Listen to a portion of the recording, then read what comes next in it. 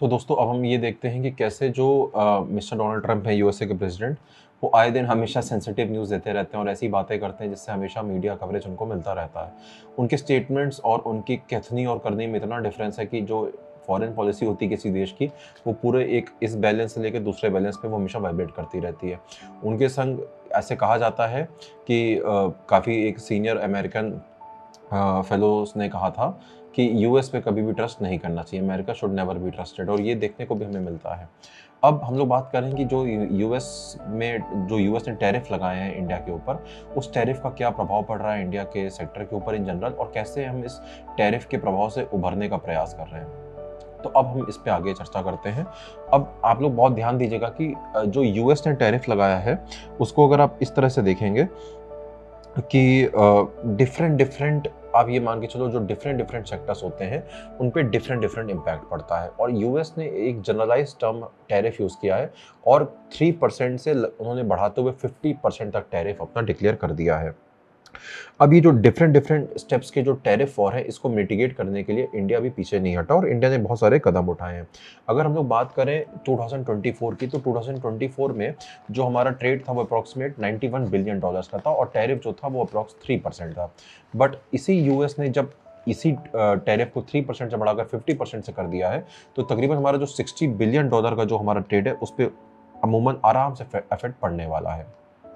और ये tariff across the spectrum सब पे बराबर नहीं है, इसमें कुछ एग्जेम्पशंस भी दिए गए हैं। जैसे हमको फार्मास्यूटिकल और पेट्रोलियम प्रोडक्ट्स, इन दोनों पर एग्जेम्पशन प्रोवाइड किया गया। और आपको भी पता है कि अगर यूएस ने एग्जेम्पशन दिया है तो ज़रूर उसके पीछे की कोई कहानी होगी, और इसके पीछे कहानी ये है कि फार्मास्यूटिकल और जो हमारा पेट्रोलियम प्रोडक्ट्स है, इसकी सबसे ज़्यादा डिमांड यूएस को इंडिया से होती है। और यूएस कभी भी अपना जो नेशनल इंटरेस्ट है वो कभी नहीं जाने देगा, चाहे उसको किसी भी कीमत उसकी अदा करनी पड़े। इसलिए इसने डोनाल्ड ट्रंप ने जितने भी पेट्रोलियम प्रोडक्ट्स हैं और जितने भी फार्मास्यूटिकल हैं, इसको एग्जेम्पशंस की कैटेगरी में डाल दिया है। अगर हम लोग ये देखें कि इस यूएस की एक रणनीति या डिप्लोमेटिक, जिसको हम लोग कूटनीति कहते हैं, इसके पे चर्चा करें, तो हम लोग ये देखते हैं कि कैसे यूएस ने बहुत ही स्मार्ट मूव से जहां जहां यूनाइटेड स्टेट्स की सप्लाई चेन बहुत डाइवर्सिफाइड है, वहां वहां उसने बहुत ही अच्छे तरीके से टैरिफ लगाने का प्रयास किया है। और जहां जहां उसकी सप्लाई चेन डाइवर्सिफाई नहीं है, यानी कि जहां जहां उसकी डिपेंडेंसी है, जैसे कि पेट्रोलियम प्रोडक्ट्स और फार्मास्यूटिकल्स, और इंडिया एक मार्केट भी है बहुत बड़ा एक्सपोर्टर फार्मा का और पेट्रोलियम प्रोडक्ट्स का, वहां पर उसने बहुत ही सूझबूझ से उसको टैरिफ नहीं लगाया है। अब जो हमारे जो सप्लाई चेन डाइवर्सिफाई यूएस ने दिखाई है अपने टैरिफ वॉर में, उसमें जो सबसे बड़ा इम्पैक्ट इंडिया पे पड़ रहा है वो पड़ रहा है टेक्सटाइल और गारमेंट सेक्टर पे। टेक्सटाइल और गारमेंट सेक्टर के बाद सबसे ज़्यादा जो इम्पैक्ट पड़ रहा है वो है जेम्स और ज्वेलरी सेक्टर पे।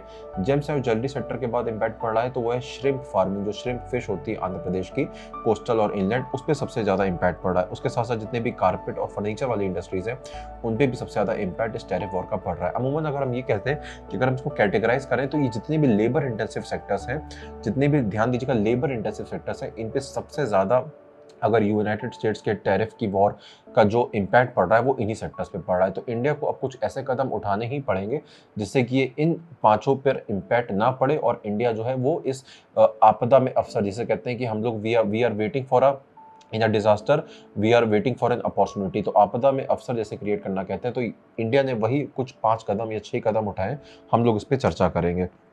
तो हम लोग अब इस चर्चा में स्टार्टिंग में ये देखते हैं कि कैसे एक अनसर्टेनिटी के माहौल में इंडिया ने एक सर्टेनिटी का माहौल बनाया है। इंडिया ने दोस्तों सबसे पहले क्या किया है, जितने भी इकोनॉमिक लेवल पे जो भी हमारी इनपुट कॉस्ट होती थी उसको सबसे कम करने का प्रयास किया है। इंडिया ने चाहा है कि जो भी हमारी लॉजिस्टिक्स कॉस्ट है, जो भी हमारी एक मैन्युफैक्चरिंग कॉस्ट होती है, जो भी हमारी एक इम्पोर्ट कॉस्ट होती है, उसको हमें कम करना है। जो भी हमें प्रोडक्ट बनाना है वो लेस प्राइस का बनाना है, वो हमें हाई प्राइस का नहीं बनाना है। उसके लिए इनपुट कॉस्ट कम करने के लिए, फॉर एग्जांपल सेमीकंडक्टर्स की हम लोग बात कर लें या सोलर की बात कर लें, तो इंडिया ने नेशनल सेमीकंडक्टर मिशन को एक मिशन मोड में लॉन्च किया है। इंडिया ने national solar mission mission mode पे लॉन्च किया है। ऐसा नहीं था कि ये मिशन पहले नहीं थे, ये मिशन पहले भी थे, बट अब इसको मिशन मोड पे इस पे काम करना शुरू कर दिया है, क्योंकि हमें अपनी डोमेस्टिक कैपेबिलिटीज़ को बढ़ाना होगा। हमें जो भी लेबर लॉस जहाँ जहाँ हमको मॉडिफाई करने पड़ेंगे, हम उन लेबर लॉस को मॉडिफाई करेंगे, क्योंकि अगर हम लेबर लॉस को मॉडिफाई करते हैं तो मार्केट में हमारा जो प्रोडक्ट होगा उसकी कॉम्पिटिटिवनेस बढ़ेगी।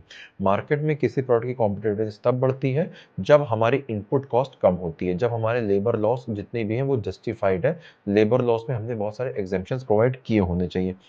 अगर हमारी किसी भी सामान की प्रोडक्टिविटी बढ़ेगी तो लेबर की प्रोडक्टिविटी बढ़ेगी, लेबर की प्रोडक्टिविटी बढ़ने से उसकी जो प्रॉफिटेबिलिटी है वो बढ़ेगी। इसीलिए जो सेमीकंडक्टर्स में जो सोलर फोटोवोल्टिक सेल है, या फिर जो सेमीकंडक्टर सॉरी जो हमारे सोलर में जो सोलर फोटोवोल्टिक सेल है, उसके लिए काफ़ी इंडिया ने मिशन मोड पे काम किया है और काफ़ी एग्रीमेंट साइन किए, जिसमें ट्रांसफर ऑफ टेक्नोलॉजी के साथ साथ जो हमारे इनपुट कॉस्ट है उसको भी हम सप्लाई चेन के तहत बाकी अन्य देशों से भी हम लोग इम्पोर्ट कर रहे हैं।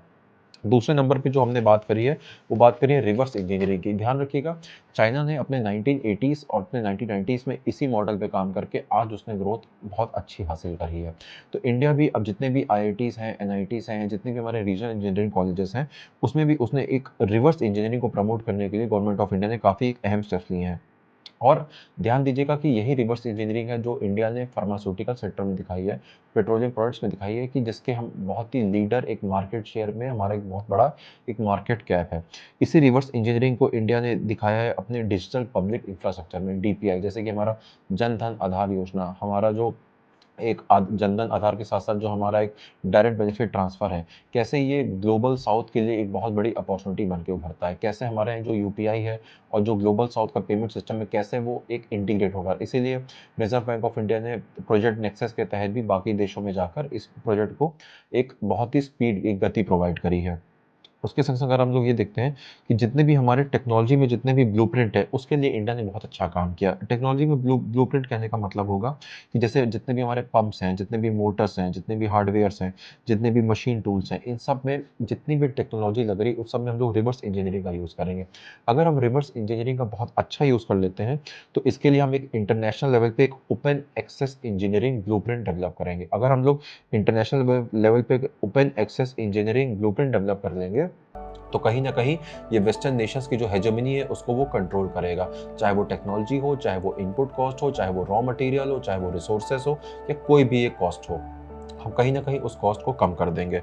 अगर हम और स्टेप्स पे देखें और स्टेप्स पे चर्चा करें तो इंडिया कहीं ना कहीं अपने MSME सेक्टर्स को मजबूत करना चाहता है, क्योंकि हम लोग कहते हैं MSME sector is the backbone of Indian economy, और MSME सेक्टर बैकबोन जो कि बैकबोन है इंडियन इकोनॉमी का, ये मजबूत होगा जब गवर्नमेंट ऑफ इंडिया कुछ स्टेप्स लेगी और प्राइवेट सेक्टर भी कुछ ऐसे स्टेप्स लेगा जो दोनों की मिलने से हमारे जो प्रोडक्ट की कॉम्पिटिटिवनेस है, जो उसकी एक वैल्यू है, वो मार्केट में ऐसी होगी जो बाकी देशों की तुलना में बहुत ही कॉम्पिटिटिव होगी और हमको एक कॉम्पिटिटिव एडवांटेज भी देखने को मिलेगा। उसके संग संग इसी बात को, चर्चा को आगे बढ़ाने के लिए US और के टैरिफ को इम्पैक्ट को कम करने के लिए इंडिया ने एक नेशनल ट्रेड नेटवर्क बनाया। इस national trade network NTN national trade network की खास बात ये रहेगी कि इसमें जितने भी 1 लाख से ज़्यादा जितने भी हमारे एक्सपोर्टर्स होंगे जो कि MSMEs को कंट्रोल कर रहे होंगे, उनको फैसिलिटेट किया जाएगा, उनको ऐसा फैसिलिटेट किया जाएगा वो जो डेडिकेटेड स्मॉल बिजनेस नेटवर्क होंगे वो एक लार्ज बिजनेस नेटवर्क बनेंगे और कहीं ना कहीं वो इंडिया के एक्सपोर्ट पोटेंशियल को आगे ले जाएंगे। तो ध्यान रखिएगा, नेशनल ट्रेड नेटवर्क, इस पे इंडिया ने काफ़ी काम किया, गवर्नमेंट ऑफ इंडिया इस पे काम भी कर रही है। और हमको ये भी पता चलना चाहिए कि अगर हम जब ये सब काम कर रहे हैं तो जो हमारा पड़ोसी देश चाइना है वो शांत नहीं बैठेगा। तो चाइना को चेकमेट अगर हमको करना है और हमको देखना है कि चाइना एक एग्रेसिव प्लेयर है इकोनॉमी में, तो उसे काउंटर करने के लिए भी साथ साथ इंडिया को अपने डोमेस्टिक कैपेबिलिटीज को बढ़ाने के लिए स्किल्स पे काम करना पड़ेगा। इसीलिए गवर्नमेंट ऑफ इंडिया जो है, जो हमारी भारत सरकार है, वो स्किल पे काफ़ी काम कर रही है और आए दिन आप लोग देखते भी हैं जितने भी स्किल्स रिलेटेड रीस्किलिंग या अपस्किलिंग वाला काम हो रहा है। नेक्स्ट जो इंपॉर्टेंट रिफॉर्म किया गया, जो आज हम लोग देखते हैं दोस्तों, GST रिफॉर्म्स, ये एक, उसको आप आइसोलेशन में कभी मत देखिए, ये देखिए ये कंटिन्यूएशन ऑफ इवेंट्स है। ये एक ऐसा प्रोसेस है जो कि उन्हीं स्टेप में से आता है जो इंडिया ने लिया है कुछ ना कुछ करके यूनाइटेड स्टेट्स के टैरिफ वॉर को काउंटर करने के लिए। इस GST रिफॉर्म्स में दोस्तों इंडिया ने 5% और 12%, 18% और 28% इसको रैशनलाइज किया है। So what we have done, we have rationalise the GST tax mechanism. Rationalisation से क्या होता है, किसी भी प्रोडक्ट की कॉम्पिटिटिवनेस बढ़ेगी, इंडिया में उस चीज़ का प्रोडक्ट का कंजम्पशन बढ़ेगा, हमारा जो टैक्स रेट कम होगा, तो जो इनकम होगी, जो एक कंज्यूमर जो एक्सपेंडिचर होगा वो कंज्यूमर के पास ज़्यादा होगा। अगर कंज्यूमर की एक्सपेंडिचर इनकम ज़्यादा होगी और उस प्रोडक्ट कॉम्पिटिटिव होगा तो कहीं ना कहीं जो हमारा प्रोडक्ट होगा वो मार्केट में उसको एक कॉम्पिटिटिव एडवांटेज मिलेगा। और सेम गवर्नमेंट ऑफ इंडिया ने ये किया है, जिसमें काफ़ी हद तक प्रोडक्ट्स पे कहीं या तो नील कर दिया गया है या उसको 5% के स्लैब में रखा गया है। तो अगर हम लोग इन स्टेप्स के बाद नेक्स्ट स्टेप देखें तो जो इंडिया ने स्टेप्स लिया है वो लिया है लास्ट में स्टेप टूरिज्म को लेकर। दोस्तों हम सबको पता है कि टूरिज्म सेक्टर में बहुत ज़्यादा पोटेंशियल होता है और कहीं ना कहीं हमने ये भी देखा है कि टूरिज्म अगर इंडिया में देखें तो ये सिर्फ और सिर्फ 5% ऑफ हमारी जीडीपी का कंट्रीब्यूशन दे रहा है। अगर हम लोग ग्लोबल लेवल के वर्ल्ड लीडर्स की बात करें या वर्ल्ड जितनी भी वेस्टर्न कंट्रीज की बात करें, ये सब अपने जीडीपी में अप्रॉक्स 10% ऑफ जीडीपी में कंट्रीब्यूट करते हैं। तो कहीं ना कहीं हमने अपने टूरिज्म के पोटेंशियल को अच्छी तरह से एक्सप्लोर नहीं किया है। अगर हम इस मेजर को एक्सप्लोर कर लेते हैं तो कहीं ना कहीं जो आने वाला जो टाइम है, जो विकसित भारत का टाइम है, उसके पहुंचने तक इंडिया जो है वो यूनाइटेड स्टेट्स के किसी भी मेजर से उसको इम्पैक्ट नहीं पड़ने वाला है। और इसी के लिए इंडिया ने काफ़ी अच्छे अच्छे स्टेप भी निकाले हैं। जैसे देखो अपना देश इनक्रेडिबल इंडिया, जैसे हम लोग उत्तर प्रदेश में हैं तो brand UP, incredible India 2.0, UP नहीं देखा तो इंडिया नहीं देखा। उसके साथ साथ टूरिज्म को लेकर पॉलिसी निकाली जा रही है। अभी तक क्या है कि जो हमारा टूरिज्म है वो कन्फाइंड रहता है सिर्फ और सिर्फ देखने के लिए, जब भी हम लोग कोई साइट विजिट करने के लिए, बट अब हम लोग को इसको एक्सपीरियंस करना होगा। अब हमको टूरिज्म की जो डेफिनेशन है उसको सिर्फ और सिर्फ फील, उसको एक्सपीरियंस के मोड पे ले जाना पड़ेगा। और इसी के लिए इंडिया, गवर्नमेंट ऑफ इंडिया बहुत, जैसे आयुष है, Ayurveda, yoga, Unani Siddhi, homeopathy, India destination tourism, meetings, incentives, conference, exhibitions and seminars, India adventure tourism के साथ साथ वेडिंग डेस्टिनेशन टूरिज्म प्रमोट कर रहा है। तो इंडिया अब टूरिज्म में अक्रॉस ऑल द स्पेक्ट्रम, जैसे ट्राइबल जो कार्निवल्स होते हैं, वन डिस्ट्रिक्ट वन प्रोडक्ट्स हैं, जीआई टैग है, एमएसएमई इंडस्ट्रीज है, क्लस्टर फॉर्मेशन है, कॉमन फैसिलिटी सेंटर्स हैं। उत्तर प्रदेश में जैसे होम स्टे वाली स्कीम्स लॉन्च करी गई है, जैसे अभी हमने स्कीम्स देखी है स्वदेश, उसके साथ साथ जितनी भी हम स्कीम्स देख रहे हैं, अब हमको टूरिज्म पे मिशन मोड पे काम करना होगा। तो अगर हम लोग टूरिज्म पे बात करें, अगर हम लोग नेशनल ट्रेड नेटवर्क पे बात करें, अगर हम लोग जीएसटी रिफॉर्म्स की बात करें, अगर हम लोग बात करते हैं इकोनॉमिक लेवल पे इनपुट कॉस्ट कम करने की, अगर हम लोग बात करते हैं रिवर्स इंजीनियरिंग की, और अगर हम लोग बात करते हैं कैसे ग्लोबल साउथ में एक कल्चर डेवलप होगा, तो कहीं ना कहीं ये एक इंडिया को और आगे ले जाने का प्रयास करेगा। और यूनाइटेड स्टेट्स का जो टैरिफ वॉर है उसको कहीं ना कहीं इंडिया बहुत मजबूती से एंड कर पाएगा। तो दोस्तों अब हम लोग देखेंगे कैसे इंडिया और जो यूएसए का एक रिलेशन है ये कैसे कैसे ग्रो हुआ, इसमें क्या क्या हमारे सिग्निफिकेंस रहा, कैसे ये रिलेशनशिप बहुत ही स्ट्रेटेजिक डेप्थ में बढ़ता चला गया, कैसे एक रिलेशनशिप इंडिया और यूनाइटेड स्टेट्स का स्ट्रेटेजिक पार्टनरशिप का रहा। और अब हम लोग जब सितंबर 2025 में देख रहे हैं तो कैसे इस इंडिया और यूएस के रिलेशनशिप में एक हमको एक डेंट देखने को मिलता है। और ये कैसा डेंट है जो कि कहीं ना कहीं इंडिया की फॉरेन पॉलिसी को इस हद तक चेंज करने की तरफ जा रहा है जो कि शायद पहले अभी तक नहीं देखा गया था। और पॉसिबिलिटीज ये रहेंगी बियॉन्ड द डिप्लोमेसी कि हम लोग ये देखेंगे कि इंडिया का और यूएसए के रिलेशनशिप के सिग्निफिकेंस के साथ साथ इसमें चैलेंजेस क्या हैं और इन चैलेंजेस को सॉल्व करने के लिए हम गवर्नमेंट ऑफ इंडिया ने क्या क्या ऐसे स्टेप्स लिए हैं। और जो अभी रिसेंटली जो मिस्टर डोनाल्ड ट्रंप का जो टैरिफ वॉर एक चल रहा है हर देशों के प्रति, जिसमें एक इंडिया भी इंडिया ने भी जिसको देखा है बहुत ही अच्छे से, तो इंडिया ने ऐसे क्या कदम उठाए जैसे जिसकी वजह से उसने यूएस के टैरिफ वॉर के इम्पैक्ट को इंडिया पर पड़ने वाले लेबर इंटेंसिव सेक्टर्स पे बहुत ही तरह से कम कर दिया है। तो चलिए शुरू करते हैं। सबसे पहले हम लोग बात करते हैं इंडिया और यूएसए के रिलेशनशिप को लेकर। तो हम सबको पता है कि हमारे prime minister Narendra Modi ji last year जब यूएस गए थे तो उन्होंने कई सारे एग्रीमेंट्स को साइन किए थे और ये एग्रीमेंट्स ऐसे हैं जो कि हमेशा इंडिया और यूएसए की पार्टनरशिप में अमूमन साइन होते ही रहे हैं, जिसमें कि हम लोग देखते हैं ट्रेड है, टेक्नोलॉजी है, डिफेंस है, स्ट्रेटेजिक सेक्टर्स है, स्पेस है, एक्सप्लोरेशन है, माइनिंग है, ट्रांसफ़र ऑफ टेक्नोलॉजी है, सेमीकंडक्टर्स है, आर्टिफिशियल इंटेलिजेंस है, फार्मास्यूटिकल्स है, एआई है। एंड इन सब के साथ साथ जितने भी हमारे टेक्सटाइल सेक्टर्स हैं, लेबर इंटेंसिव सेक्टर्स हैं, कैपिटल इंटेंसिव सेक्टर्स हैं, इनके साथ साथ जितने भी हमारी इकोनॉमिक में है, ग्लोबल, अगर हम क्लाइमेट चेंज की बात करें, काउंटर टेररिज्म को लेकर बात करें, इंडिया का स्टैंड एक मल्टीलेटरल फोरा देखें, I2U2 जिसमें इंडिया, इजराइल, यूएस और यूनाइटेड अरब अमीरात है, इसमें देखें 2+2 डायलॉग जिसमें डिफेंस और फॉरेन मिनिस्ट्री के डायलॉग स्पोर्ट्स पर्सन इन्वॉल्व होते हैं। तो अक्रॉस वेरियस स्पेक्ट्रम हम ये कह सकते हैं कि हाँ, इंडिया और यूनाइटेड स्टेट्स जो है वो काफ़ी पिलर्स पे उनकी तरफ एग्रीमेंट रहता है, बट कुछ कुछ चीज़ों में हमारे यहाँ डिसएग्रीमेंट्स भी रहते हैं। तो सबसे पहले हम लोग शुरू करते हैं इकोनॉमिक टाइज में। तो हमको ये पता है कि जो यूएस है वो सबको पता है कि इंडिया का टॉप जो है वो एक्सपोर्ट डेस्टिनेशन है, जिसमें अभी हमने बात करी है कि कैसे हमको आगे जाके इंडिया का जो बायलैटरल ट्रेड है उसको $150 बिलियन तक ले जाना है। अमूमन अभी $120 बिलियन तक है, बट हमने इसको टारगेट सेट किया है आगे के लिए। इंडिया ने कैसे जो इंडो पैसिफिक इकोनॉमिक फ्रेमवर्क है इसके 3 पिलर्स को इंडिया ने साइन किया है। फिर हम लोग ये देखते हैं कि कैसे इंडिया और यूनाइटेड स्टेट्स का एक स्ट्रेटेजिक अलायंस वाला बॉन्ड है। स्ट्रेटेजिक अलायंस वाला बॉन्ड जो है वो कहीं ना कहीं चाइना को काउंटर करता है इंडो पैसिफिक में, और वो इसके लिए हमने इसे क्वाड बनाया है।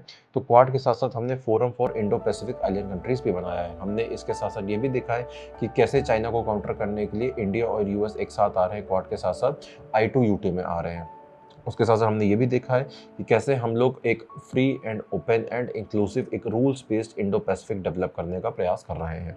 उसके साथ साथ अगर हम लोग डिफेंस कोऑपरेशन पे देखें तो इंडिया और यूनाइटेड स्टेट्स ने कई सारे डिफेंस कोऑपरेशन के एग्रीमेंट साइन किए हैं, जैसे कि हमारे यहाँ सबसे पहले लेमुआ है, logistic exchange memorandum of agreement.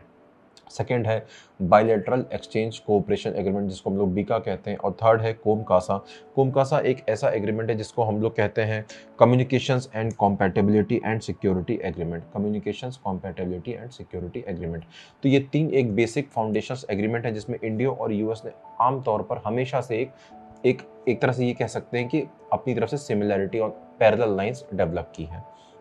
उसके साथ साथ अगर हम लोग ये देखें कि कैसे इंडिया और यूएस के रिलेशनशिप को और फर्दर मैच्योर किया गया है, तो कैसे इंडिया और यूएस ने अपने जो टेक्नोलॉजी और डीप टेक के साथ साथ जो इनोवेशन सेक्टर्स में इंडिया और यूएस ने काफ़ी एक अहम एग्रीमेंट साइन किए थे, जिसमें से एक था ICAT, जिसको हम लोग कहते हैं initiative on critical and emerging technologies. उसके संग संग इंडिया और यूएस ने आर्टेमिस अकॉर्ड भी साइन किए। तो पहले साइन किया ICAT, initiative on critical and emerging technologies, जिसमें ये कहा गया जितनी भी क्रिटिकल और इमर्जिंग टेक्नोलॉजीज हैं, जिसमें AI है, सेमीकंडक्टर्स है, रोबोटिक्स है, उसमें इंडिया और यूएस की स्ट्रेटेजिक पार्टनरशिप रहेगी। उसके साथ साथ हमने आर्टेमिस अकॉर्ड और एक नासा और इसरो का एक स्पेस मिशन है, जिसे हम लोग कहते हैं NASA ISRO scientific aperture radar, जिसको हम लोग कहते हैं निसार।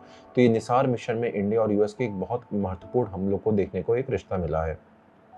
उसके संग संग अगर हम लोग एनर्जी और न्यूक्लियर सेक्टर में बात करें तो हमने अभी देखा है कि कैसे इंडिया ने अपने एटॉमिक एनर्जी एक्ट 1962 में अमेंडमेंट्स लाए। इंडिया ने कैसे international convention on civil and nuclear liability जो कि 2010 में इसको मॉडिफाई किया, और इसके तहत जितने भी इंडिया में जो बड़े न्यूक्लियर प्लांट्स थे उसके साथ साथ हमने अब डेवलप करना चाहे small and modular reactors SMR। और SMR बनाने में सबसे ज़्यादा अगर किसी की कोई देश जो ट्रांसफर ऑफ टेक्नोलॉजी के साथ साथ हमको एक प्रोफेशनल्स और एक बाकी जो सप्लाई चेन में मदद कर सकता है वो यूएस है, और यूएस ने ऐसा किया भी है हमारे साथ साथ। उसके साथ साथ अगर हम लोग काउंटर टेररिज्म में बात करें तो अभी हम लोग सबको पता है कि कैसे तहव्वुर राना का एक्स्ट्राडिशन हमको देखने को मिला, जो कि 26/11 में इन्वॉल्व थे। तो इंडिया और यूनाइटेड स्टेट्स में जो एक्स्ट्राडिशन ट्रीटी है उसके तहत भी हमने ये देखा है कि कैसे इंडिया और यूएस में एक कोलैबोरेशन और एक कोऑपरेशन देखने को हमें मिलता है।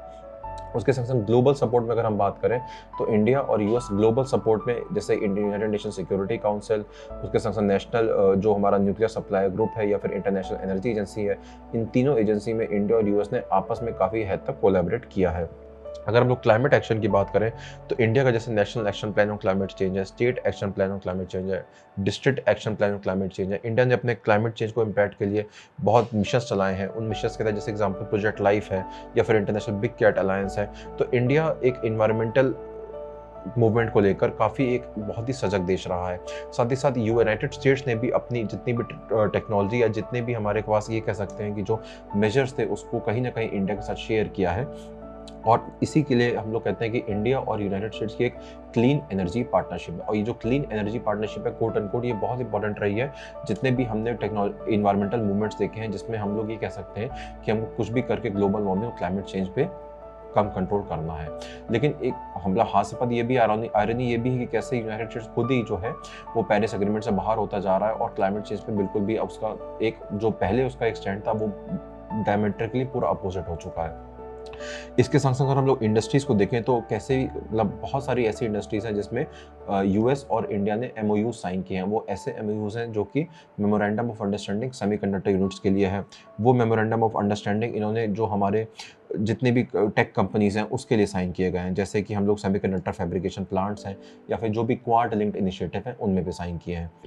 अगर हम लोग इंटेलेक्चुअल प्रॉपर्टी राइट्स देखें IPR, जिसमें इंडिया और यूनाइटेड स्टेट्स में काफ़ी बोन ऑफ कंटेंशन रहा है, उसको लेकर भी हमने एक नेशनल IPR पॉलिसी 2016 में लाई है। उसको इसके लिए हमने पेटेंट्स एक्ट 2005 को अमेंड भी किया है। उसके साथ साथ हमने काफ़ी एक ऐसे प्लेटफॉर्म पे इंडिया और यूनाइटेड स्टेट्स खड़ा है जहाँ पर हम दोनों आपस में कोऑपरेट कर रहे हैं। तो काफ़ी सारे across culture, across trade, across income, across various resources India और यूएस ने अपना कोऑपरेशन दिखाया है और आज भी हम लोग देख रहे हैं। बट अगर जो सबसे बड़ा जो चैलेंज है इंडिया और यूनाइटेड स्टेट्स में, वो है सबसे बड़ा टैरिफ और टैरिफ के साथ साथ ट्रेड, जिसमें सबसे ज़्यादा अगर हम लोग देखते हैं तो जनरलाइज सिस्टम ऑफ प्रेफरेंसेस, जिसको हम लोग जीएसपी शॉर्ट में कहते हैं, और उसके साथ साथ 2024 में एक प्रायोरिटी वॉच लिस्ट आई थी जिसको हम लोग कहते हैं प्रायोरिटी वॉच लिस्ट, PWL। ये प्रायोरिटी वॉच लिस्ट ऐसे देश होते हैं जो कि अमूमन ये माना जाता है यूएस का, जो कि जिनके यहाँ पे इंटेलेक्चुअल प्रॉपर्टी राइट्स के जो लॉज होते हैं वो स्ट्रांग नहीं होते और अमूमन हमको वायलेशंस देखने को मिलते हैं। इसके साथ साथ टैरिफ वॉर, जैसा दोस्तों आप सब जान रहे हो कि इस वक्त हम लोग सितंबर 2025 में बैठे हैं और ये ट्रेड वॉर किस हद तक, टैरिफ वॉर किस हद तक आगे बढ़ता जा रहा है। उसके साथ साथ जितने भी जियो पॉलिटिकल गैप्स हैं, whether it is Russia Ukraine war, whether it is Indo Pakistan cease fire में, जैसे ऑपरेशन सिंदूर के बाद हमने देखा कि मिस्टर डोनाल्ड ट्रंप कैसे मीडिएट कर रहे थे और मेडल कर रहे थे इनफैक्ट इंडो पाकिस्तान रिलेशनशिप में। उसके साथ हमने ये देखा कि कैसे जो हमारा क्वाड था जिसमें इंडिया, जापान, ऑस्ट्रेलिया और यूएस था, कैसे इसका एक मिलिटराइजेशन हमको देखने को मिला है। तो इस तरह से हम लोग ये कह सकते हैं कि इंडिया और यूएस में बोन ऑफ कंटेंशन बहुत हद तक है। उसके साथ अगर हम लोग ये देखें कि हमें इस दोस्तों की कैसे इस रिलेशनशिप को हम लोग और आगे देखना चाहते हैं, तो इसका एक बायलैटरल ट्रेड इम्पैक्ट ये हो सकता है कि हमको कुछ भी करके जितने भी हमारे इंटेलेक्चुअल प्रॉपर्टी राइट्स हैं इनके लॉज को और स्ट्रॉन्ग करना है और हमें अपने market access, quote and quote market access को और एक्सपेंड करना है। यूएसए कुछ भी करके हमको इंडिया को कंट्रोल करना चाहेगा जब भी बात आएगी हेजेमनी ऑफ डॉलर की, जब भी बात आएगी ग्लोबलाइजेशन की, जब भी बात आएगी ट्रेड हेजेमनी की। तो हमें इसे कंट्रोल करने के साथ साथ इंडिया को रिफॉर्म्स लाने पड़ेंगे, जैसे अभी हमने देखा है कि जीएसटी के लॉज में इंडिया ने रिफॉर्म किया है। और इसी लेक्चर में मैं आगे आपको ये बताऊंगा कैसे इंडिया जो है वो यूएस के टैरिफ वॉर में नहीं पड़ रहा है और कैसे उसने अपने पॉलिटिक्स और अपने पॉलिसीज़ में चेंजेस ऐसे लाए हैं जिससे कि यूएस के टैरिफ वॉर को टोटली को नलीफाई कर रहा है। उसके साथ साथ डिफेंस रोड मैप में अगर हमको इंडिजीनियसली बनना है तो यूएस पे हमको अपनी रिलायबिलिटी कम करनी होगी। इसीलिए हमने ये देखा है कि कैसे 2025 से लेकर 2035 तक इंडिया ने अपना एक डिफेंस टेक्नोलॉजी रोड मैप भी बनाया है। तो अब हम लोग आगे देखेंगे कि कैसे एक 21st सेंचुरी जो ग्लोबल ऑर्डर है जिसमें इंडिया एक लीडर की तरह आगे आ रहा है और कैसे वो यूएस के जो टैरिफ वॉर है उसको एंड करने के लिए रिफॉर्म्स लाया जा रहा है।